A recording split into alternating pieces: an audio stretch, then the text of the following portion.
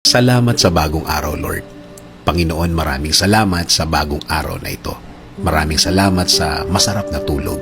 Maraming salamat sa masarap na pahinga.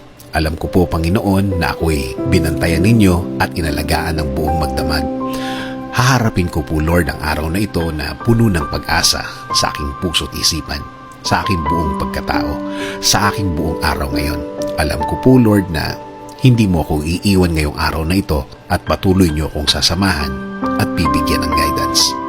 Maraming salamat dahil ginising mo ako ngayong umagang ito at alam kong ang araw na ito ay magiging blessed dahil andyan ka, Lord.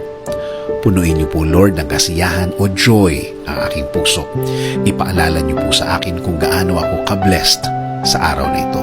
Lagyan niyo lagi ng dahilan ang aking kasiyahan at mga dahilan kung bakit magiging thankful po ako. Kapag pumasok na po ang problema sa aking araw ngayon, i-remind niyo po ako ng inyong pagmamahal, ng inyong presensya, ng inyong kabaitan, ng inyong pag-aalaga, na kayo po ay laging andyan para ako'y alalayan. Kapag ako ay nanghihina, ipaalala niyo po sa akin na lagi po kayong andyan para ako'y tulungan, para ako'y alalayan, para ako'y alisin sa isang problemadong sitwasyon. Lord, kapag naalala ko ang aking problema, please remind me that you got me, that everything will be okay and fine. Please remind me also of my purpose.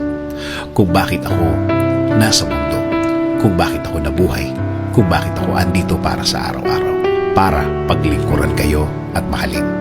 Kasama na ang mga nagmamahal sa akin at nagpapahalaga na kayo pa din ang dapat masunod sa aming buhay. Naniniwala kami sa inyong plano na lahat-lahat na gusto niyong gawin sa amin ay makakabuti sa amin, na ang lahat ng plano ninyo ay makakabuti sa aking kinabukasan at kinabukasan ng aking pamilya.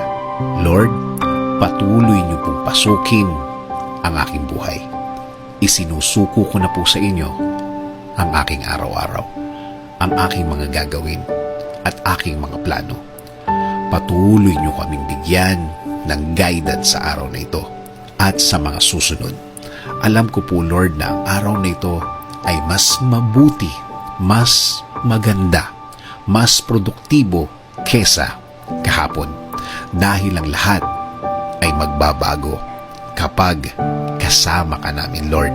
In Jesus' name we pray. Amen. Sabi nga sa Lamentations 3:22-23, the steadfast love of the Lord never ceases. His mercies never come to an end. They are new every morning. Great is your faithfulness.